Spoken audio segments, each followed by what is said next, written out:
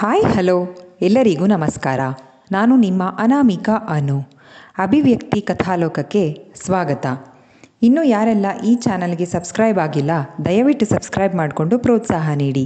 ಕತೆಗಳನ್ನು ಕೇಳಿ ಇಷ್ಟವಾದರೆ ಲೈಕ್ ಕೊಟ್ಟು ಕಮೆಂಟ್ ಮಾಡಿ ಹೆಚ್ಚು ಹೆಚ್ಚು ಶೇರ್ ಮಾಡುವುದರ ಮೂಲಕ ನಮಗೆ ಮತ್ತಷ್ಟು ಪ್ರೋತ್ಸಾಹ ನೀಡೋದನ್ನು ಮರಿಬೇಡಿ. ನನ್ನೆದೆಯ ಬಾಂದಳದಿ ಕಥೆಯ 55ನೇ ಅಧ್ಯಾಯವನ್ನು ನೀವೆಲ್ಲರೂ ಕೇಳಿ ಆನಂದಿಸಿದ್ದೀರಾ ಅಂತ ಭಾವಿಸ್ತೇನೆ. ಹಾಗಾದರೆ 56ನೇ ಅಧ್ಯಾಯವನ್ನು ಶುರು ಮಾಡೋಣ. ಡೊನೇಷನ್ ನೀವೇ ಪೇ ಮಾಡಿ, ನಾನೇನು ಮಾಡಲ್ಲ. ಈಗ ಇಬ್ಬರು ಸುಮ್ಮನೆ ಆ ದುಡ್ಡನ್ನ ಪರ್ಸ್ನಲ್ ಇಟ್ಕೊಳ್ಳಿ ಎಂದವನು ಮರು ಉತ್ತರಕ್ಕೂ ಕಾಯದೆ ಹೋಗಿ ಕೌಂಟರ್ನಲ್ಲಿ ಕ್ಷಣಾರ್ಧದಲ್ಲಿ ಅಪ್ಲಿಕೇಶನ್ ಸಬ್ಮಿಟ್ ಮಾಡಿ ಬಂದು, ಸರಿ ಹೊರಡೋಣವಾ, ಸತಿ ಯತಿನೂ ಬರ್ತಿದ್ದಾರೆ, ಮೀಟ್ ಮಾಡ್ಕೊಂಡು ಹೋಗೋಣ ಅಂತ ಹೇಳ್ದ ನವೀನ್. ಮೊಬೈಲ್ ರಿಂಗ್ ಆಗಿತ್ತು. ಕಾಲ್ ರಿಸೀವ್ ಮಾಡಿ, ಹಲೋ ಸರ್, ಆಯಿತು ಅಪ್ಲಿಕೇಶನ್ ಹಾಕಿ ಹೊರಡ್ತಿದ್ದೀವಿ, ಹೀಗಷ್ಟರಲ್ಲಿ ನಿಮ್ಮ ಕಾಲ್ ಬಂತು. ಗೌರವ ಅಭಿಮಾನ ತುಂಬಿದ ಧ್ವನಿಯಲ್ಲಿ ಮಾತನಾಡಿದ. ಆ ಕಡೆಯಿಂದ ಮಾತು ಮುಗಿದ ನಂತರ, ಇಲ್ಲೇ ಇದ್ದಾರೆ, 1 ನಿಮಿಷ ಕೊಡ್ತೀನಿ ಎನ್ನುತ್ತಾ ಮ್ಯೂಟ್ ಮಾಡಿ, ಚುಕ್ಕಿ ಮಾತಾಡು, ಡಾಕ್ಟರ್ ಪ್ರಫುಲ್ ಚಂದ್ರ ಲೈನಲ್ಲಿದ್ದಾರೆ, ನಿನ್ನ ಹತ್ರ ಮಾತಾಡಬೇಕಂತೆ ಅಂತ ಹೇಳಿ ಫೋನ್ ಕೊಟ್ಟಿದ್ದ. ನಕ್ಷತ್ರ ಅಳುಕುತ್ತಲೇ ಹಲೋ ಸರ್ ಅಂದಳು. How are you Nakshatra, you got seat in Aras college right, all the best ಅಂದರು ಅತ್ತಲಿಂದ. I am fine thank you sir, Nakshatra ಉತ್ತರ ಕೊಟ್ಟಿದ್ಲು. ಸಾರಿ ಮಾ, ನಿಮ್ಮ ಎಂಗೇಜ್ಮೆಂಟ್ಗೆ ಬರೋಕ್ಕಾಗಲಿಲ್ಲ, anyhow congratulations. Thank you sir, ನವೀನನಿಗೆ ಫೋನ್ ವರ್ಗಾಯಿಸಿದ್ಲು. Okay sir, thank you for calling, I call you later. Call disconnect ಮಾಡಿದ್ದ ನವೀನ್. ಯಾರದು, ನನಗೆ ಗೊತ್ತಿಲ್ಲ, ಸಡನ್ಲಿ ಯಾರೋ ಡಾಕ್ಟರ್ ಮಾತಾಡು ಅಂದರೆ ಹೇಗೆ ಮಾತಾಡಲಿ, ಮೊದಲೇ ಡಾಕ್ಟರ್ ಅಂದರೆ ಭಯಕ್ಕೆ ಮೈರೋಮ ನಿಮಿರ್ ನಿಲ್ತಾವೆ ಅಂದಳು ನಕ್ಷತ್ರ. ಹೇ ಲೂಸ್, ನವೀನ್ ಅವರು ಡಾಕ್ಟರೇ, ಇನ್ನಾರಾದರೂ ಎದುರೋದನ್ನು ಬಿಡು ಅಂದಳು ಸ್ನೇಹ. ಹೌದು ಮೆಂಟ್ಲು, ನಿನ್ನ ಇನ್ನೆಲ್ಲರೂ ಡಾಕ್ಟ್ರು ಅಂತಾನೆ ಮಾತಾಡಿಸ್ತಾರಾ ಎಂದ ನಕ್ಷತ್ರಳಿಗೆ. ಇಲ್ಲ, ಎಲ್ಲ ಮೆಂಟ್ಲು ಅಂತ ಕರೀತಾರೆ, ಆರಾಮಾಗಿರು, ಹೆದರಬೇಡ. ಶರದಿ ಏನಾಯಿತು, ಒಂಥರ ಇದ್ದೀಯಾ? ಬಾವುಕಳಾಗಿದ್ದಂತೆ ಕಂಡ ಶರದಿಯನ್ನು ನೋಡಿ ನವೀನ್ ಕೇಳಿದ್ದ. ವಿಶ್ವ ಅಂಕಲ್ ಸಮ್ಟೈಮ್ಸ್ ಪೇರೆಂಟ್ ಮೀಟಿಂಗ್ ಇದ್ದಾಗ ಗಾರ್ಡಿಯನ್ ಆಗಿ ಬಂದಿರೋದು ಬಿಟ್ಟರೆ ಯಾವಾಗಲೂ ಅಮ್ಮನೇ ನನ್ನ ಜೊತೆ ಬರೋಳು. ಬೇರೆ ಸ್ಟೂಡೆಂಟ್ಸ್ಗೆ ಅಜ್ಜ ಅಪ್ಪ ಅಣ್ಣ ಹೀಗೆ ಯಾರಾದರೂ ಬರೋದು ನೋಡಿದಾಗೆಲ್ಲ ಮನಸ್ಸಿಗೆ ಒಂಥರ ಸಂಕಟ ಆಗೋದು. ನನಗೂ ಹೀಗೆ ಯಾರಾದರೂ ಬರೋರಿದ್ದಿದ್ರೆ ನೆರವೇರದ ದೂರದ ಕನಸಿನ ನಿರೀಕ್ಷೆಯೊಂದು ಇತ್ತು ಅಣ್ಣ. ಇವತ್ತು ಅಣ್ಣನಾಗಿ ನೀವು ಬಂದ್ರಲ್ಲ, ಒಂಥರ ಖುಷಿಯಾಯಿತು ಎಂದಳು ಶರದಿ. ಬಾ, ಇನ್ನು ಮುಂದೆ ನಾನು ಬರ್ತೀನಿ, ಬೇಜಾರಾಗಬೇಡ. ಶರು, ಇಂಥದ್ದೊಂದು ಆಸೆ ಇದೆ ಅಂದಿದ್ರೆ ಪಪ್ಪಾನೇ ಬರೋರಲ್ವಾ, ನಿಜ ಹೇಳು ಅಂದಳು ನಕ್ಷತ್ರ ಅನುಮಾನದಿಂದ. ಒಡಿಯು ಮೀನ್, ನಿನ್ನ ಮಾತಿನ ಅರ್ಥ ಅಂದಳು ಶರದಿ ಅರ್ಥವಾಗದೆ. ಮೀನೂ ಇಲ್ಲ ಮೊಸಲೇನೂ ಇಲ್ಲ, ಗಾರ್ಡಿಯನ್ ಬಂದಿದ್ದಕ್ಕೆ ಬೇಜಾರಾಯ್ತಾ, ಅಥವಾ ಅದೇ ಎಸ್ಸೆಗೆ ಹೋದಾಗ ನವೀನ್ ವೆಯ್ಟ್ ಮಾಡಿರಲಿಲ್ಲ ಅಂತ ನಕ್ಷತ್ರಂಗೆ ಕೋಪ ಬಂದಿತ್ತಲ್ಲ, ಆ ಥರ ಏನಾದರೂ ಸತೀಶ್ ಅವ್ರು ಬಂದಿಲ್ಲ ಅಂತ ಬೇಜಾರ? ದೇವರೇ ನೀನೇ ಕಾಪಾಡಪ್ಪ ನನ್ನ ಎನ್ನುತ್ತಾ ಕಾರಿನೆಡೆಗೆ ಓಡಿದ್ದಳು ಸ್ನೇಹ. ಹೇ ನಿಂತ್ಕೋ, ಎಷ್ಟು ಮಾತಾಡ್ತೀಯೇ, ಓಡಿಸಿಕೊಂಡು ಶರದಿಯೂ ಹೋದಳು. ನಿಂತ್ಕೊಳ್ರೆ, ಓಡಲೋದ ನಕ್ಷತ್ರಳ ಕೈ ಹಿಡಿದು ನಿಧಾನವಾಗಿ ನಡೆಯುತ್ತಾ, ಇದ್ಯಾವುದಿದು ಹೊಸ ವಿಷಯ ಅಂತ ಕೇಳಿದ್ದ ನವೀನ್. ಹೇ ಯಾವುದೂ ಇಲ್ಲ, ಏನೋ ಸುಮ್ಮನೆ ಅಂದಿದ್ದಾಳಷ್ಟೇ, ಮುಖ ತಿರುಗಿಸಿಕೊಂಡು ಹೇಳಿದಳು ನಕ್ಷತ್ರ. ಹೌದಾ, ಎಲ್ಲಿ, ಈ ಕಡೆ ಮುಖ ತಿರುಗಿಸು, ನನ್ನ ಮುಖ ನೋಡ್ಕೊಂಡು ಹೇಳು ನವೀನ್ ಕೇಳಿದ್ದ. ಹಾಗೆಲ್ಲ ಹೇಳೋಕ್ಕಾಗಲ್ಲ. ಮನದೊಳಗೆ ಬಿಟ್ಟು ಬಿಡದೆ ಕಾಡಿದ್ದ ಪ್ರೀತಿ ಜಗಜ್ಜಾಹೀರಾಗಿದ್ದರಿಂದ ನಾಚಿಕೆಯ ಮುದ್ದೆಯಾಗಿದ್ದಳು ನಕ್ಷತ್ರ. ವಿಶ್ವನಾಥರು ಕಾಲ್ ಮಾಡಿದ್ರು. ಬದುಕಿದೆಯಾ ಬಡಜೀವ ಅಂದ್ಕೊಂಡು ಕಾಲ್ ರಿಸೀವ್ ಮಾಡಿ, ಹಾಂ ಪಪ್ಪ, ಅಪ್ಲಿಕೇಶನ್ ಹಾಕಿದ್ದಾಯಿತು, ಅಣ್ಣಂದ್ರು ಸಿಗ್ತೀವಿ ಅಂದಿದ್ದಾರೆ, ಹೊರಡ್ತೀವಿ ಈಗ ಅಂತ ಹೇಳಿದ್ಲು ನಕ್ಷತ್ರ. ಹೌದಾ, ಸರಿ, ಸೀಟ್ ಯಾವತ್ತು ಕನ್ಫರ್ಮ್ ಆಗುತ್ತಂತೆ ಅತ್ತಲಿಂದ ವಿಶ್ವನಾಥರು ಕೇಳಿದರು. ಪಾಪ ಸೀಟ್ ಕನ್ಫರ್ಮ್, ಇವನಿಗೆ ಟ್ರಸ್ಟ್ನಲ್ಲಿ ಯಾರೋ ಗೊತ್ತಿರೋರಿದ್ದಾರೆ, ಡಾಕ್ಟ್ರೇ ಅಂತ ಮರ್ಯಾದೆ ಕೊಟ್ಟಿದ್ದೆ, ಕ್ಯೂನಲ್ಲೂ ನಿಂತ್ಕೊಳ್ಳಲಿಲ್ಲ ಪಪ್ಪ, ಡೈರೆಕ್ಟ್ ಕರ್ಕೊಂಡು ಹೋದ ಮೆಂಟ್ಲು ಅಂದ ನಕ್ಷತ್ರಳ ಮಾತಿಗೆ ಹೆಮ್ಮೆಯಾಗಿತ್ತು ಅಳಿಯನ ಬಗ್ಗೆ ವಿಶ್ವನಾಥರಿಗೆ. ಹೌದಾ, ಸರಿ, ನವೀನ್ ಹತ್ರ ಫೋನ್ ಕೊಡು ಅಂತ ಹೇಳಿದರು. ತಗೊಳ್ಳೋ, ಪಪ್ಪ ಮಾತಾಡಬೇಕಂತೆ. ಮೊಬೈಲ್ ತರಿಸಿದಳು. ಹಾಂ ಮಾವ ಅತ್ತಲಿಂದ ವಿಶ್ವನಾಥರು ಏನೋ ಹೇಳಿದರು. ಸರಿ ಮಾವ, ಕರ್ಕೊಂಡು ಬರ್ತೀನಿ ಎಂದು ಹೇಳಿ ಕಾಲ್ ಡಿಸ್ಕನೆಕ್ಟ್ ಮಾಡಿ ಸತಿಗೆ ಕಾಲ್ ಮಾಡಿದ್ದ. ನಕ್ಷು, ಈಗ ಸಿಟಿಗೆ ಎಂಟ್ರಿ ಆದ್ವಿ, 5 ಮಿನಿಟ್ಸ್ ಕಾಲೇಜ್ ಹತ್ರ ರೀಚ್ ಆಗ್ತೀವಿ ಎಂದ ಸತಿ. ಏನು ತಂಗಿ ಮೊಬೈಲಿಂದ ತಂಗಿನೇ ಮಾಡಬೇಕಾ, ಭಾವನೂ ಮಾಡ್ಬೋದಲ್ವಾ ಎಂದ ನವೀನ್ಗೆ. ನೀನೊಂದು ಸೀಮೆ ಭಾವ, ಇರು ಬಂದ್ವಿ ಎಂದು ಕಾಲ್ಗೆ ಡಿಸ್ಕನೆಕ್ಟ್ ಮಾಡಿದ ಸತಿ. ಶರದಿ ಸ್ನೇಹರಾಗಲೇ ಕಾರಿನ ಬಳಿ ಕಾದು ನಿಂತಿದ್ದರು. ಇಬ್ಬರನ್ನು ಉದ್ದೇಶಿಸಿ, 4 ಜನನೂ ಹೋಗಿರಿ, ಮಾವ ಇಲ್ಲೆಲ್ಲೋ ಬಂದಿದ್ದಾರಂತೆ, ನಕ್ಷತ್ರನ ಕರ್ಕೊಂಡು ಬರೋಕೆ ಹೇಳಿದ್ದಾರೆ, 1/2 ಅವರ್ ಅಷ್ಟೇ, ಬಂದ್ಬಿಡ್ತೀವಿ, ಓಕೆನಾ ಅಂದ ಮೇನ್ ರೋಡ್ಗೆ ಬರುತ್ತಾ. ಎಲ್ಲಿಗೆ ಬರೋಕ್ಕೆ ಹೇಳಿದ್ರು ಪಪ್ಪ, ಎಲ್ಲರೂ ಹೋಗ್ಬೋದಲ್ವಾ ನಕ್ಷತ್ರ ಕೇಳಿದ್ಲು. ಏನೋ ಕೆಲಸ ಇರುತ್ತೆ, ಎಲ್ಲರೂ ಏನಕ್ಕೆ, ಹೋಗಿ ಬನ್ನಿ, ನಾವು ವೆಯ್ಟ್ ಮಾಡ್ತೀವಿ ಅಂದಳು ಸ್ನೇಹ. ಸತಿ ಯತಿಯರು ಬಂದರು. ಅಷ್ಟರಲ್ಲಿ, ಮಗ ನೀವು ಕಾರಲ್ಲಿ ಹೋಗಿರಿ 4 ಜನ, ಬೈಕ್ ಕೊಡಿಲಿ, ಮಾವ ಏನಕ್ಕೋ ಕರೀತಿದ್ದಾರೆ, ನಾನು ಮತ್ತು ಚುಕ್ಕಿ ಹೋಗಿ ಬರ್ತೀವಿ ಅಂದ ಕಾರ್ ಕೀ ಕೊಡುತ್ತಾ. ಸರಿ ಹೋಗಿ ಬನ್ನಿ ಅಂದ ಸತಿ ಬೈಕ್ ಕೀ ಕೊಟ್ಟು ಕಾರಿನ ಡ್ರೈವರ್ ಸೀಟಿನಲ್ಲಿ ಕೂರುತ್ತಾ. ಎಲ್ಲರೂ ಜೊತೆಲೇ ಹೋಗ್ಬೋದಿತ್ತಲ್ವಾ? ಹೆಗಲ ಮೇಲೆ ಕೈ ಇಟ್ಟು ಬೈಕಿನ ಬ್ಯಾಕ್ ಸೀಟಿನಲ್ಲಿ ಕೂರುತ್ತಾ ಹೇಳಿದಳು ನಕ್ಷತ್ರ. ಅವ್ರು 4 ಜನ ಸರಿ ಆಗಬೇಕು ತಾನೆ, ಸುಮ್ಮನಿರು ಅಂದ ವಿಶ್ವನಾಥರು ಹೇಳಿದ ಕಡೆಗೆ ಬೈಕ್ ಡ್ರೈವ್ ಮಾಡುತ್ತಾ. ಮಿರರ್ನಲ್ಲಿ ಕಾಣುತ್ತಿದ್ದ ಮುಖವನ್ನು ಆಸೆಗಣ್ಣಿನಿಂದ ನೋಡುತ್ತಾ ಕಣ್ತುಂಬಿಕೊಳ್ಳುತ್ತಾ. ಓಯ್, ಯಾಕಾಗಿ ನೋಡ್ತಿದೀಯಾ? ಹೆಗಲ ಮೇಲೆ ಕೈ ತನ್ನವನಿನ್ನು ಎಂಬಂತೆ ವಿರಾಜಮಾನವಾಗಿತ್ತು. ಏನಿಲ್ಲ, ಈ 3 ವರ್ಷದಲ್ಲಿ ನೀನು ನನ್ನ ಬೈಕ್ನಲ್ಲಿ ಎಷ್ಟು ಸಲ ಓಡಾಡಿರಬಹುದು? ನವೀನ್ ಕೇಳಿದ್ದ. ಅದ್ಯಾಕೀಗ? ತುಂಬ ಸರ್ತಿ ಬಂದಿದ್ದೀನಿ ಎಂದಳು ನಕ್ಷತ್ರ. ಫಸ್ಟ್ ಟೈಮ್ ಹೆಗಲ ಮೇಲೆ ಕೈ ಇಟ್ಕೊಂಡು ಕೂತಲ್ಲ, ಲೀಗಲಿ ನಿನ್ನವನು ಆಗೋವರೆಗೂ ಇಡಬಾರ್ದು ಅಂದ್ಕೊಂಡಿದ್ಯಾ? ಮುಖವನ್ನೇ ನೋಡುತ್ತಾ ಹೇಳಿದ. ಕೆಂಡವನ್ನು ಮುಟ್ಟಿದವಳಂತೆ ಕೈ ತೆಗೆದು ಮತ್ತೊಮ್ಮೆ ನಾಚಿ ಕೆಂಪಾಗುತ್ತೋ ಹೋಗೋ ಅಂದಳು ಬೆನ್ನ ಮೇಲೆ ಗುದ್ದುತ್ತಾ. ದೂರ ಸರಿದು ನಾಚಿಕೆಯಿಂದ ತಲೆ ತಗ್ಗಿಸಿದ್ದವಳ ಮತ್ತಷ್ಟು ರೇಗಿಸುವ ಸಲುವಾಗಿ ಹಂಪ್ಸ್ ದಾಟಿಸುವಾಗ ಬೇಕಂತಲೇ ಬ್ರೇಕ್ ಹಾಕಿದ. ಗ್ರಿಪ್ಪಿಲ್ಲದೆ ಕೂತಿದ್ದವಳು ಆಸರೆಗೆಂಬಂತೆ ಮತ್ತೆ ಹೆಗಲ ಮೇಲೆ ಕೈ ಇಟ್ಟಳು. ಸಾವರಿಸಿಕೊಂಡು ಕೈ ತೆಗೆದುಕೊಳ್ಳಲು ಹೋದವಳ ಕೈ ಹಿಡಿದುಕೊಂಡು ಒಂದೇ ಕೈನಲ್ಲಿ ಬೈಕ್ ಓಡಿಸುತ್ತಿದ್ದ. ಉರಿವ ಸೂರ್ಯನ ಬಿಸಿಲಿಗಿಂತ ಹೆಚ್ಚಾಗಿ ಈಗಂತೂ ನಕ್ಷತ್ರ ನಾಚಿಕೆಯಿಂದ ಕೆಂಪಾಗಿದ್ದಳು. ವರ್ಷಗಳಿಂದ ಒಡನಾಟ ಇದ್ದರೂ ಭಾವಾನುಭೂತಿಗಳೆಲ್ಲ ನವನವೀನ. ವಿಶ್ವನಾಥರು ಹೇಳಿದ ಜಾಗ ತಲುಪಿದ ನವೀನ್ ರೋಡ್ ಸೈಡ್ನಲ್ಲೇ ಬೈಕ್ ಪಾರ್ಕ್ ಮಾಡಿ ಬಾ ಎನ್ನುತ್ತಾ 2 ವೀಲರ್ ಬೈಕ್ ಶೋರೂಮ್ ಒಂದರ ಕಡೆ ನಡೆದ. 2 ವೀಲರ್ ಶೋರೂಮ್ಗೆ ಯಾಕೆ? ಪಪ್ಪ ಬೈಕ್ ತಗೋತಾರಂತ, ಇದೇನಾ ಸರ್ಪ್ರೈಸ್ ಎಂದಳು ನಕ್ಷತ್ರ. ಇಲ್ಲ, ಅಳಿಯಂಗೆ ವರದಕ್ಷಿಣೆ ಬೈಕ್ ಕೊಡಿಸ್ತಾರಂತೆ ಅಂದ ನವೀನ್ ಹಿಡಿದಿದ್ದ ಕೈಯನ್ನು ಹಿಡಿದೆಳೆಯುತ್ತಾ. ಓಯ್, ನಿಂಗೆ ನನ್ನ ಕೊಟ್ಟಿರೋದೇ ಹೆಚ್ಚು, ಬೈಕ್ ಬೇರೆ ಬೇಕಾ? ಇದನ್ನೇ ನಾ ಮಾರ್ನಿಂಗ್ ಪರ್ಸ್ನಲಾಗಿ ರೂಮಲ್ಲಿ ಕೇಳಿದ್ದು ಅಂದಳು ಅಸಹನೆಯಿಂದ. ಅಷ್ಟರಲ್ಲಿ ವಿಶ್ವನಾಥರು ಎದುರಾದರು. ಮಾತು ಅಲ್ಲಿಗೆ ನಿಂತಿತ್ತು.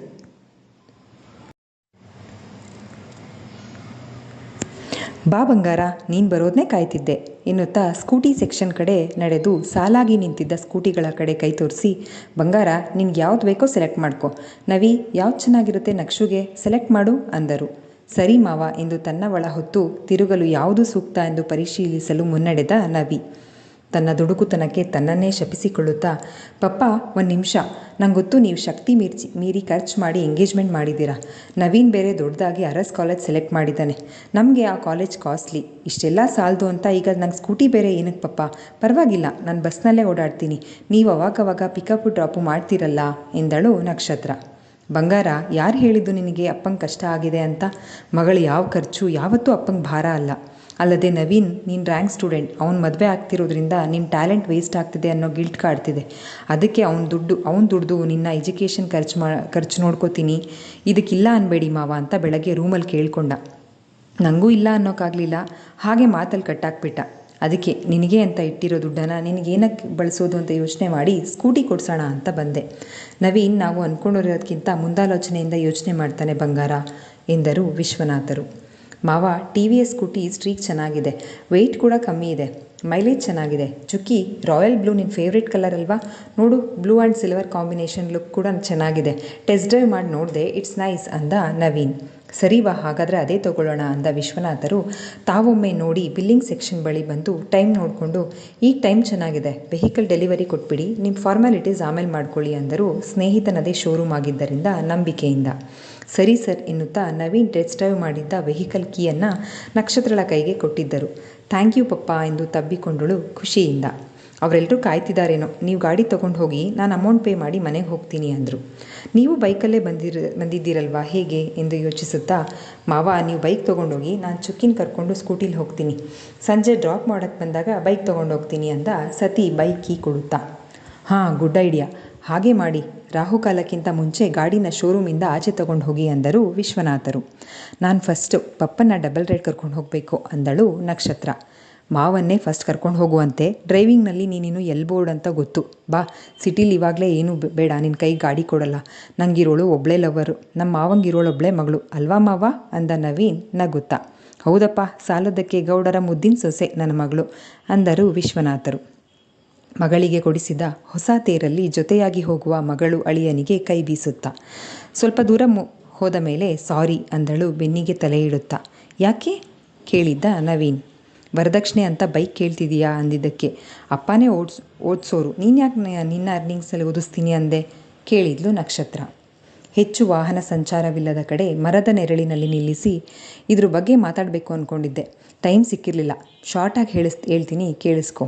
ನಿನ್ನ ಪ್ರೀತಿಸಿದ್ರಿಂದ ನಾನು ಕಳೆದುಕೊಂಡಿದ್ದೇನೂ ಇಲ್ಲ, ಪಡೆದುಕೊಂಡಿದ್ದೇ ಹೆಚ್ಚು. ಆದರೆ ನೀನು ನನ್ನಿಂದ ನಿನ್ನ ಕೆರಿಯರು, ಆಸೆ, ಕನಸುಗಳನ್ನೆಲ್ಲ ಬಲಿ ಕೊಟ್ಟಿದ್ದೀಯಾ. ಚುಕ್ಕಿ, ನೀನೇನು ಮಾಡಿದ್ದೀಯಾ ಅನ್ನೋದು ನಿನಗೆ ಗೊತ್ತಿಲ್ಲ. I am lucky to have you in my life. ಮಾವಂಗಷ್ಟೇ ಬಂಗಾರ ಅಲ್ಲ, ನನಗೂ ನೀನು ಅಪರಂಜಿನೇ, ಬಂಗಾರನೇ. ಅದಕ್ಕೆ ನಾನೇ ನಿನ್ನ ಓದಿಸ್ಬೇಕು ಅನ್ನೋದು ನನ್ನ ಆಸೆ ಎಂದ ನವೀನ್. ಬೇಜಾರಾಗಿದ್ದರೆ ಸಾರಿ, ಕ್ಷಮಿಸಿದ್ದೀನಿ ಅಂತ ಹೇಳು. ಈ ಥರ ದುಡುಕಿ ಮಾತಾಡಲ್ಲ ಇನ್ನು ಮುಂದೆ. ಕಿವಿ ಹಿಡಿದುಕೊಂಡು ಸಾರಿ ಕೇಳಿದ್ದಳು. ಚೂರು ಬೇಜಾರಾಗಿತ್ತು. ಆದರೆ ನಮ್ಮ ಕಡೆ ಈ ಥರ ಎಲ್ಲ ಸಾರಿ ಕೇಳೋದು ಅಂದ ನವೀನ್. ಮತ್ತೆ ಹೇಗೆ ಅಂತ ಕೇಳಿದ್ಲು ನಕ್ಷತ್ರ. ಇನ್ನು ಮುಂದೆ ಏನು ವೆಹಿಕಲ್ಸ್ ಜಾಸ್ತಿ ಇರಲ್ಲ, ಬಾ ಡ್ರೈವ್ ಮಾಡು, ನಾನು ಹಿಂದೆ ಕೂತ್ಕೋತೀನಿ, ನಿಧಾನಕ್ಕೆ ಲೆಫ್ಟಲ್ಲೇ ಓಡಿಸು ಅಂತ ಹೇಳ್ದ. ಹ್ಞೂ ಸರಿ ಎಂದು ಖುಷಿಯಿಂದ ಸ್ಟ್ಯಾಂಡ್ ತೆಗೆದು ಕೀ ತಿರುಗಿಸಿ ಸ್ಟಾರ್ಟ್ ಬಟನ್ ಹೊತ್ತಿದಳು. ಹಿಂದೆ ಕೂತವನು ಒಂದೆರಡು ಫರ್ಲಾಂಗು ಮುಂದೆ ಹೋದ ಮೇಲೆ ಸರಿದು ಹತ್ತಿರ ಕೂರುತ್ತಾ, ನಮ್ಮ ಕಡೆ ಸಾರಿ ಕೇಳೋದು ಹೇಗೆ ಗೊತ್ತಾ ಎನ್ನುತ್ತಾ ಭುಜದ ಮೇಲೆ ಗಲ್ಲ ಇಟ್ಟು ಕೆಂಪೇರಿದ್ದ ಕೆನ್ನೆಯನ್ನು ನಿಧಾನವಾಗಿ ಕಚ್ಚಿ ಮುತ್ತಿಟ್ಟು, ಕಮ್ಮಿ ಬೇಜಾರಾಗಿದ್ದರೆ ಒಂದೆರಡು, ಜಾಸ್ತಿ ಬೇಜಾರಾಗಿದ್ದರೆ ಜಾಸ್ತಿ ಅಂದ. ತಟ್ಟನೆ ಬ್ರೇಕ್ ಹಾಕಿ ನಾಚಿಕೆಯಿಂದ ಕೆಂಪೇರಿದ ಕೆನ್ನೆಯನ್ನು ಉಜ್ಜಿಕೊಂಡು, ಹಾಳಾಗೋದೆ ನೀನು ಎಂದು ತೋಳಿಗೆ ಗುದ್ದಿ, ನೀನೇ ಡ್ರೈವ್ ಮಾಡು ಅಂದಳು. ಡಾಬಾ ನಿಯರ್ ಇದೆ, ಆಮೇಲೆ ನೋಡ್ಕೋತೀನಿ ನಿನ್ನ ಅಂದ. ಮತ್ತೆ ಗಾಡಿ ಸ್ಟಾರ್ಟ್ ಮಾಡುತ್ತಾ 5 ನಿಮಿಷದಲ್ಲಿ ಡಾಬಾ ಮುಂದಿದ್ದರು. ಎಲ್ಲರೂ ಆಚೆಗೆ ಬನ್ನಿ, ನಕ್ಷತ್ರಳೆ ಖುಷಿಯಿಂದ ಕಾಲ್ ಮಾಡಿದ್ಲು. ಪಪ್ಪ ಕೊಡಿಸಿದ್ರು. ಮನೆಗೆ ಹೊಸ ವಸ್ತು ತಂದಾಗ ಸಂಭ್ರಮಿಸುವ ಮಗುವಿನ ಸಂಭ್ರಮವಿತ್ತು ನಕ್ಷತ್ರಳ ಮುಖದಲ್ಲಿ. ಸ್ನೇಹ ಖುಷಿಯಿಂದ ಕೀ ಪಡೆದುಕೊಂಡು, ಶರು ಬಾರೆ, ಒಂದು ರೌಡ್ ಕರ್ಕೊಂಡು ಹೋಗ್ತೀನಿ ಎಂದು ಡಾಬಾ ಮುಂದಿದ್ದ ಖಾಲಿ ಫೀಲ್ಡ್ನಲ್ಲಿ ಒಂದು ರೌಡ್ ಹೋಗಿ ಬಂದಳು. ನಮ್ಮ ಎರಡೂ ಮನೆಯಲ್ಲೂ ಆಲ್ರೆಡಿ ಸ್ಕೂಟಿ ಇದ್ವು, ಪಿಯುಗೆ ಬೇಡ ಅಂತ ಕೊಟ್ಟಿರಲಿಲ್ಲ. ನಕ್ಷುಗೂ ಸ್ಕೂಟಿ ಆಯ್ತಲ್ಲ, ಇನ್ನು ಮುಂದೆ ಸ್ಕೂಟಿಲಿ ಬರೋದು ಕಾಲೇಜ್ಗೆ ಅಂದಳು ಶರದಿ. ಹಾಗೆ ಮಾಡಿ, ನಾವು ಇರಲ್ಲ, ನೀವೇ ಬಸ್ನಲ್ಲಿ ಓಡಾಡೋದು ಬೇಡ ಅಂದವನು. ಬನ್ನಿ ಒಳಗೆ ಹೋಗೋಣ ಅಂದ ಸತಿ. ರೌಂಡ್ ಟೇಬಲ್ನಲ್ಲಿ ಸತಿ ನವಿ ಪಕ್ಕ ಕುಳಿತರೆ, ಸತಿ ಪಕ್ಕ ಒಂದು ಚೇರ್ ಖಾಲಿ ಬಿಟ್ಟು ಯತಿ ಕುಳಿತರೆ, ಪಕ್ಕದಲ್ಲಿದ್ದ ಮತ್ತೊಂದು ಚೇರ್ ಎಳೆದುಕೊಂಡು ಕೂತ್ಕೊಳ್ಳಿ ಶರು ಎನ್ನುತ್ತಾ ಯತಿ ಪಕ್ಕ ತಾನು ಕುಳಿತ. ಸತಿ ಪಕ್ಕ ಕೂರಲು ಶರದಿಗೆ ಅನುವು ಮಾಡಿಕೊಟ್ಟಳು. ಇಲ್ಲಿ ಕೂತ್ಕೋಬಾರೆ ಅಂದ ಸ್ನೇಹಾಗೆ, ನೀನೇ ಕೂತ್ಕೋ ಅಲ್ಲಿ ಅಂದಳು. ಗಿಣಿ ಕಚ್ಚಿದಂತೆ ಕಚ್ಚಿದ ಕೆನ್ನೆಯನ್ನು ಗಲ್ಲಕ್ಕೆ ಕೈ ಕೊಟ್ಟವಳಂತೆ ಮುಚ್ಚಿಕೊಳ್ಳುತ್ತಾ. ನವಿ ಯತಿಯರ ಮಧ್ಯೆ ಸ್ನೇಹ ಕೂತಳು. ಮಗ ಏನೋ ಕಿತಾಪತಿ ಮಾಡಿದಾನೆ ಅಂದುಕೊಂಡ ಸತಿ ರಂಗೇರಿದ ನಕ್ಷತ್ರಳ ಮುಖ ನೋಡಿ ಗೆಳೆಯನ ಮನಸ್ಸಿನ ಮಾತು ಕೇಳಿಸಿಕೊಂಡವನಂತೆ ಹೆಬ್ಬೆರಳಿನಿಂದ ಹಣೆ ಕೆರೆದುಕೊಳ್ಳುತ್ತಾ ನಸುನಕ್ಕ ನವೀನ್. ನೀವು 3 ಜನನು ಬೇರೆ ಕಡೆ ಹೋಗ್ತಿರಲ್ವಾ, ಇನ್ನೇನು? ಶರದಿಯೇ ಮಾತು ಶುರು ಮಾಡಿದ್ದಳು. ಒಂದು ಕಡೆ ಬಾಳ ಸಂಗಾತಿ, ಮತ್ತೊಂದು ಕಡೆ ಸೋದರತೆ. ಏಕಕಾಲಕ್ಕೆ ಇಬ್ಬರಿಂದಲೂ ದೂರವಿರುವ ಸಂದಿಗ್ಧ ಪರಿಸ್ಥಿತಿ ನಕ್ಷತ್ರಳದು. ಮೇಲ್ನೋಡೋಕ್ಕೆ ನಕ್ಷತ್ರಳೊಬ್ಬಳೇ, ಆದರೂ ಎಲ್ಲರದ್ದೂ ಇದೇ ಸ್ಥಿತಿ. ನಾವೇನು ಫಾರಿನ್ಗೆ ಹೋಗ್ತಿದ್ದೀವಿ, ಇಲ್ಲೇ ಬೆಂಗಳೂರು ಮೈಸೂರು ಹೋಗ್ತೀವಷ್ಟೇ. ಒಂದು ಕಾಲ್ ಮಾಡಿದ್ರೆ 4 to 5 hours ಇರ್ತೀವಿ. ಹೇಗೋ ಸಾಫ್ಟ್ವೇರ್ನಲ್ಲಿ 5 days ವರ್ಕಿಂಗ್, ಎವ್ರಿ ವೀಕೆಂಡ್ ಬರ್ತಾ ಇರೋದೇ ಅಲ್ವಾ ನಕ್ಷು ಅಂದ ಯತಿ. ಕೈಲಿ ಮೊಬೈಲ್ ಇದ್ದರೆ ಪ್ರಪಂಚನೇ ಕೈಲಿದ್ದಂಗೆ ಕಣೆ ನಕ್ಷು. ಸದ್ಯ ನಾವು 3 ಜನ ದೂರ ಆಗ್ತಿಲ್ವಲ್ಲ, ಅಷ್ಟು ಸಾಕು. ಸ್ನೇಹ ದನಿ ಸೇರಿಸಿದಳು. ನೀವಿಬ್ಬರು ಒಂದೇ ಕಡೆ ಹೋಗ್ತೀರಾ? ಒಬ್ರಿಗೊಬ್ರು ಜೊತೆಲಿದ್ರೆ ಎಷ್ಟೋ ಸಮಾಧಾನ. ಶರದಿ ಕೇಳಿದಳು. ಶರದಿ ಎಂದರೆ ತಾಯಿ ಕರಳು. ಅವಳು ಅವಳಿಗಿಂತ ಹೆಚ್ಚಾಗಿ ಮತ್ತೊಬ್ಬರ ಯೋಗಕ್ಷೇಮ ಕಾಳಜಿ ಮಾಡೋದೇ ಹೆಚ್ಚು. ಕ್ಯಾಂಪಸ್ನಲ್ಲಿ ಸೆಲೆಕ್ಷನ್ ಟ್ರೈ ಮಾಡ್ತಾ ಇದ್ದೀವಿ, ನೋಡೋಣ. ಆಲ್ಮೋಸ್ಟ್ ಒಂದೇ ಕಡೆ ಹೋಗ್ತೀವಿ. ಸತಿ ಉತ್ತರಿಸಿ, ಬರ್ತಿರ್ತೀವಿ, ಕಾಯ್ತಿರ್ತೀರಾ ಅಲ್ವಾ ಎಂದು ಕೇಳಿದನಾದರೂ ಕಾಯ್ತಿರ್ತೀಯಾ ಅಲ್ವಾ ಶರದಿಯನ್ನು ಕೇಳಿದಂತಿತ್ತು. ಬ್ರೋ ನೀವು? ಅರಿವಿತ್ತು ಶರದಿಗೆ ನಕ್ಷತ್ರಳ ಪರಿಸ್ಥಿತಿ. ನವೀನ್ ಇಲ್ಲದಿದ್ದರೆ ಕಳೆಗುಂದಿದವಳಾಗುತ್ತಾಳೆ ಎಂದು. ಯತಿ ನಕ್ಷತ್ರಳ ಹೆಗಲು ಬಳಸಿ, ನಮ್ಮ ನಕ್ಷು ಸ್ಟಡೀಸ್ನಲ್ಲಿ ಫುಲ್ ಬ್ಯುಸಿ ಆಗ್ತಾಳೆ ಅಲ್ವಾ ನಕ್ಷು ಎಂದ. ನಾವು ಸ್ಟಡೀಸ್ನಲ್ಲಿ ಹೇಗೋ ಇರ್ತೀವಿ, ನೀವು ಜವಾಬ್ದಾರಿಗಳ ಮಧ್ಯೆ ಕಳೆದೋಗಬೇಡಿ. ಇದ್ದ ಅಳುಕನ್ನು ಹೊರಗೆಡವಿದಳು ನಕ್ಷತ್ರ. ನವಿ ನಿಂಗೆ ಹೇಳಿದ್ದು ಕಣೋ, ಸತಿ ತಿವಿದ. ನಾನು ಕಳೆದೋಗ್ತೀನ ಚುಕ್ಕಿ ಎಂದು ಏಳಲೋದವನ ಕಡೆ ಟಿಶ್ಯೂ ಉಂಡೆ ಮಾಡಿ ಎಸೆದು, ನೀನಲ್ಲೇ ಕೂತ್ಕೋ, ಇಲ್ಲಿ ಬರಬೇಡ ಅಂದಳು. ಮತ್ತೆ ಸ್ವಸ್ಥಾನದಲ್ಲಿ ಕುಳಿತ ನಗುತ್ತಾ. ನಕ್ಷತ್ರಳೆ ಮಾತು ಮುಂದುವರೆಸಿದಳು. ಸೂಪ್ ಕುಡಿಯುತ್ತಾ, ಅವನ ಬಗ್ಗೆ ಯೋಚನೆ ಬಿಡಿ, ನಿಮಗಾದರೂ ವೀಕೆಂಡ್ಸು ಹಾಲಿಡೇಸ್ ಇರುತ್ತೆ, ಅವನಿಗಿನ್ನ ಅದ್ಯಾವುದೂ ಇರಲ್ಲ, ಟೈಮಿಂಗ್ಸ್ ಇರಲ್ಲ. ನೀವಿಬ್ಬರು ಕೆರಿಯರ್ ಗ್ರೋತ್ ಆಗೋ ಭರದಲ್ಲಿ ಯಾವುದನ್ನೂ ಮರಿಬೇಡಿ. ಮಾತು ಕೊಡಿ ಇಬ್ಬರು ಅಂತ ಕೇಳಿದ್ಲು. ನವೀನನಿಗೆ ಅವಳ ಮಾತಿನ ಇಂದಿನ ಉದ್ದೇಶ ಅರ್ಥ ಆಗಿತ್ತು. ಹೌದ್ರು, ಸಾಫ್ಟ್ವೇರ್ ಕಂಪನಿ ಕಲರ್ಫುಲ್ ಲೈಟ್ಸ್ ಥರ ಮರ್ತೋಗ್ಬಿಡ್ಬೇಡ್ರಿ. ಯಾವುದಾದ್ರೂ ನಾರ್ತ್ ಇಂಡಿಯನ್ ಹುಡುಗಿನ ಕರ್ಕೊಂಡು ಬರಬೇಡಿ. ನಿಮ್ಮ ತಂಗಿ ಹುಡುಗಿ ನೋಡಿರ್ತಾಳೆ. ಸುಧಮ್ಮನ ಕನ್ವಿನ್ಸ್ ಮಾಡಿದಷ್ಟು ಸುಲಭ ಅಲ್ಲ ಈ ನಖರಾನ ಕನ್ವಿನ್ಸ್ ಮಾಡೋದು ಅಂತ ನವೀನ್ ಹೇಳ್ದ. ಅವಳನ್ನು ಕನ್ವಿನ್ಸ್ ಮಾಡೋದು ಸುಲಭ ಅಲ್ಲ ಅನ್ನೋದು ಸದಾ ನೆನಪಿರಲಿ ಮಗ. ಮುಂದಿದೆ ನಿನಗೆ ಅಗ್ನಿ ಪರೀಕ್ಷೆ ಎಂದ ಸತಿಗೆ. ನಂದೇನಿದೆಯಪ್ಪ, ಅದೇ ಹಾಸ್ಪಿಟಲ್ಲು, ಪೇಷೆಂಟು, ನಿಮ್ಮ ಥರ ನಂದೇನು ಕಲರ್ಫುಲ್ ಲೈಫಲ್ಲ ಎಂದು ಕಿವಿ ಕೆರೆದುಕೊಳ್ಳುತ್ತಾ ಹೇಳಿದ್ದ ನವೀನ್. ಏನೋ ಅದೃಷ್ಟ ಚೆನ್ನಾಗಿದ್ರೆ ಮಲಯಾಳಿ ನರ್ಸ್ಗಳು ಅನ್ನಲು ಹೋದವನ ಬಳಿಗೆ ಕ್ಷಣಾರ್ಧದಲ್ಲಿ ಮಿಂಚಿನಂತೆ ಬಂದು ತೋಳಿಗೆ ಹೊಡೆಯುತ್ತಾ, ಹೇಳು ಈಗ ಅಂದಳು ನಕ್ಷತ್ರ. ಅನ್ನಲ್ಲ ಬಿಡು ಹೋಗ್ಲಿ, ನೀನು ನನಗಿಂತ ಪೊಸೆಸಿವ್ ಗೊತ್ತು ಅಂದ ನವೀನ್. ಹುಷಾರ್ ಅಂದಳು ಫೋರ್ಕ್ ತೋರಿಸುತ್ತಾ. ಹಾಗೆಲ್ಲ ಅನ್ಬೇಡ್ವೋ, ಸಾರಿ ಕೇಳು ಎಂದ ಸತಿಗೆ. ಕೇಳಲೇನೋ ಸಾರಿನಾ, ನಾನೇನೋ ರೆಡಿ, ಅವಳತ್ರ ಹ್ಞೂ ಅನ್ಸು, ನಾನು ಕೇಳ್ತೀನಿ ಅಂದ ನವೀನ್ ನಗುತ್ತಾ. ನೀನೊಬ್ಬ ಸುಮ್ಮನಿರೋ ಅಣ್ಣ ಅಂದಳು ಸಾರಿ ನೆನಪಾದ ಕೂಡಲೇ ಕೆಂಪಾಗುತ್ತಾ ಸ್ವಸ್ಥಾನದಲ್ಲಿ ಬಂದು ಕೂರುತ್ತಾ. ಅಲ್ವೇ, ಏನೋ ತಮಾಷೆಗಂದ್ರು ಸಾರಿ ಕೇಳ್ತೀನಿ ಅಂತಿದ್ದಾರಲ್ಲ, ಹುಡುಗರು ಅಷ್ಟು ಸುಲಭವಾಗಿ ಸಾರಿ ಕೇಳಲ್ಲ, ಕೇಳ್ತೀನಿ ಅನ್ಬೇಕಾದ್ರೆ ಬೇಡ ಅನ್ಬಾರ್ದು ಅಂದಳು ವಿಷಯ ತಿಳಿಯದ ಸ್ನೇಹ. ಹಣೆ ಚಚ್ಚಿಕೊಳ್ಳುತ್ತಾ ಸುಮ್ಮನಿರೆ ನೀನೊಬ್ಳು ಅಂದಳು ನಕ್ಷತ್ರ. ನಾಚಿಕೆ ಮುಖದ ಮೇಲೆ ಲಾಸ್ಯವಾಡುತ್ತಿತ್ತು. ಶರದಿ ಸತಿ ಮುಖ ನೋಡಿಕೊಂಡರು. ಶರದಿ ನಾಚಿ ತಲೆ ತಗ್ಗಿಸಿದರೆ ಸತಿ ಗೆದ್ದೆನೆಂಬಂತೆ ಬೀಗುತ್ತಾ ಗೆಳೆಯನ ಕಡೆ ನೋಡ್ದ. ಮಾತು ಹರಟೆ ನಗು ಮುಂದುವರಿಯುತ್ತಾ ಊಟ ಮುಗಿದಿತ್ತು. ಊಟ ಮುಗಿಸಿ ಹೊರಬಂದು, ಸತಿ ಇಬ್ಬರನ್ನೂ ಡ್ರಾಪ್ ಮಾಡಿ ಚುಕ್ಕಿ ಮನೆ ಹತ್ರ ಬನ್ರೋ, ಮಾವ ನಿನ್ನ ಬೈಕ್ ತೊಗೊಂಡೋಗಿದ್ದಾರೆ, ತೊಗೊಂಡೋಗೋಣ, ನಾನು ಇವಳಿಗೆ ಡ್ರೈವಿಂಗ್ ಕಲಿಸ್ಕೊಂಡು ಕರ್ಕೊಂಡು ಹೋಗ್ತೀನಿ ಅಂದ ನವೀನ್. ಏನೂ ಬೇಕಿಲ್ಲ ಯತಿ ಅಣ್ಣ, ನೀನು ಬಾರೋ, ಇಲ್ಲೇ ಫೀಲ್ಡಲ್ಲಿ 4 ರೌಂಡ್ ಸಪೋರ್ಟಿಗೆ ಕಲ್ತೇ ಬಿಡ್ತೀನಿ ಅಂದಳು ಯತಿಯನ್ನು ಕರೆದುಕೊಂಡು ಹೋಗುತ್ತಾ. ನಾವು ಐಸ್ ಕ್ರೀಮ್ ತರ್ತೀವಿ, ಅವ್ರು ಬರೋವರೆಗೂ ತಿನ್ನೋಕೆ. ಡಾಬಾ ಆಚೆ ಇದ್ದ ಐಸ್ ಕ್ರೀಮ್ ಸ್ಟಾಲ್ ಕಡೆ ನಡೆದರು ಸ್ನೇಹ ಮತ್ತು ಶರದಿ. ಗೆಳೆಯರಿಬ್ಬರೇ ಉಳಿದಾಗ ಜಾಸ್ತಿ ಕಾಡಿಸ್ಬಿಡೋ ಬಿಡೋ ಅವಳನ್ನ ಅಂದ ಸತಿ. ತಂಗಿ ಅಂತ ಅಯ್ಯೋ ಅನ್ನಿಸ್ತಿದ್ಯಾ ನವೀನ್ ಕೇಳಿದ್ದ. ಅದು ಹಾಗಲ್ವೋ, ಇನ್ನೂ ಚಿಕ್ಕವಳು, ನೀನು ಬ್ರಹ್ಮಭೂತ, ಈಗಿನ್ನೂ ಹೊಂದ್ಕೋತಾ ಇದ್ದಾಳೆ, ಟೈಮ್ ಕೊಡು ಅಂದ ಸತಿ. ಆಯ್ತಾಯ್ತು ಅಂದ ನವೀನ್ ನಗುತ್ತಾ. ಶರದಿ ಸ್ನೇಹ ಕೂಡ ಬಂದಿದ್ರು. ಯತಿ ಬಾರೋ, ಟೈಮ್ ಆಯಿತು ಕೂಗಿದ ನವೀನ್. ಅಡ್ಮಿಷನ್ಗೆ ಯಾವತ್ತು ಬರ್ತೀರಾ ಅಂತ ಹೇಳಿದ್ರೆ ಅವತ್ತು ಕರ್ಕೊಂಡು ಬರ್ತೀನಿ ಎಂದು ಕೇಳಿದ ನವೀನ್ಗೆ, ಮನೇಲಿ ಕೇಳಿ ಕಾಲ್ ಮಾಡ್ತೀವಿ ಅಂದರು ಶರದಿ ಮತ್ತು ಸ್ನೇಹ. ಅಣ್ಣ ಸೇಫಾಗಿ ಡ್ರಾಪ್ ಮಾಡಿ ಮನೆಗೆ ಬನ್ನಿ ಅಂದಳು ನಕ್ಷತ್ರ ಗೆಳತಿಯರಿಬ್ಬರಿಗೂ ಹಗ್ ಮಾಡಿ ಬಾಯ್ ಹೇಳುತ್ತಾ.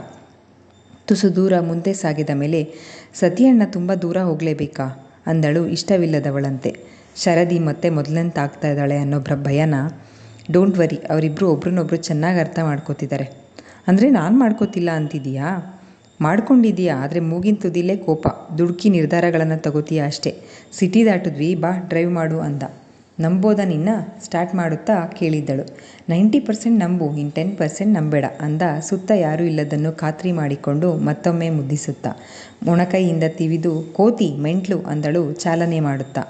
ನೀನು ಕೆಲಸ ಅಂತ ಬೇರೆ ಕಡೆ ಹೋದರೆ ಹೇಗೋ ಇರೋದು ಕಣ್ತುಂಬಿಕೊಳ್ಳುತ್ತಾ ಕೇಳಿದ್ದಳು. ತುಸು ಬಾಗಿ ಭುಜದ ಮೇಲೆ ಗಲ್ಲ ಇಡುತ್ತಾ, ಎಲ್ಲೂ ಹೋಗಲ್ಲ, ಜ್ಞಾನಭಾರತಿಯಲ್ಲಿ ಫಿಸಿಷಿಯನ್ ಡ್ಯೂಟಿ ಡಾಕ್ಟರ್ ಆಗಿ ಮ್ಯಾಕ್ಸಿಮಮ್ ಸೆಲೆಕ್ಟ್ ಆಗೋ ಚಾನ್ಸಸ್ ಇದೆ ಎಂದ ನವೀನ್. ರಿಯಲಿ ಖುಷಿಯಿಂದ ಹ್ಯಾಂಡಲ್ ಕೈ ಬಿಟ್ಟಳು. ಇನ್ನೇನು ಬೀಳುವೆನೆಂದು ಪಪ್ಪಾ ಎಂದು ಕಿರುಚಿದ್ದಳು. ಲೇ ಎಂದು ಒಂದು ಕೈಯಲ್ಲಿ ಹ್ಯಾಂಡಲ್ ಹಿಡಿದು ಮತ್ತೊಂದು ಕೈಯಲ್ಲಿ ಬೀಳದಂತೆ ನಡುವನ್ನು ಬಳಸಿ ಆಗುತ್ತಿದ್ದ ಅನಾಹುತಕ್ಕೆ ಹೃದಯ ಕೇಳುವಷ್ಟು ಜೋರಾಗಿ ಬಡಿದುಕೊಳ್ಳುತ್ತಿತ್ತು. ಉಫ್ ಲೂಸ್, ಒಂದು ಕ್ಷಣ ಜೀವ ಹೋಗಿ ಬಂತು. ಡ್ರೈವ್ ಮಾಡ್ತಿದ್ದೀನಿ ಅನ್ನೋ ಜ್ಞಾನ ಬೇಡವಾ? ಬೈಯುತ್ತಲೇ ಇದ್ದ ನಡು ಬಳಸಿದ ಕೈ ಹಾಗೇ ಇತ್ತು. ಕೈ ಬಿಡಿಸಿ, ಸಾರಿ ಮರ್ತೋದೆ, ನೀನೇ ಡ್ರೈವ್ ಮಾಡು, ನಂಗೆ ಕೈಕಾಲೆಲ್ಲ ನಡುಗ್ತಿದೆ ಅಂದಳು.